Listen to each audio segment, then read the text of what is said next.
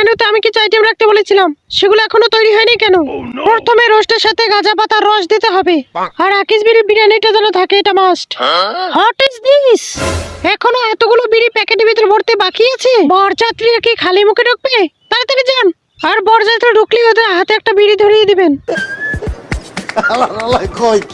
Madam, আরে mister Bantu, আসুন বসুন। কি খাবেন, গাঁজা না বিড়ি?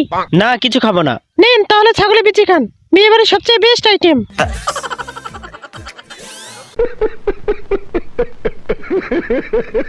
হাই, বিড়ি খাওয়ার সময় তুমি আমার লাইফে এসেছিলে, আর গাঁজা হাতে ধরিয়ে দিয়ে চলে গেলে। শুনেছি পায়খানায় বসে বিড়ি খেলে হাগা ক্লিয়ার হয়।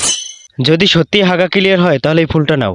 যদি তারপরও হাগা ক্লিয়ার না হয় তাহলে আমার মুখে ঠাস করে পেতে দাও। বাহ বাহ বাহ বাহ বাহ, বাড়ির ভিতর থেকে কেমন যেন বিড়ির গন্ধ আসছে। আপনারা প্রত্যেকে বিড়ি খান নাকি? ও তাই, বাড়ির ভিতর ঢুকতে না ঢুকতে তুমি বিড়ি গন্ধ পেয়ে গেলে? তোমার মুখ দেখে তো মনে হচ্ছে তুমি বিড়ি না গাঁজা খাও। হ্যাঁ, বলছিলাম মাসিমা, আপনার ঘরে কি ইকবাল বিড়ি পাওয়া যাবে? আচ্ছা দিচ্ছি।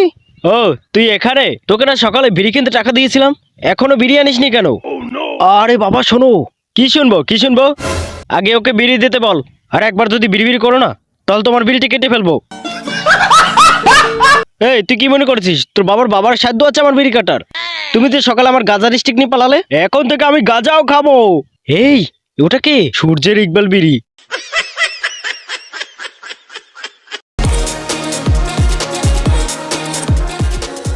Kind of brought me back.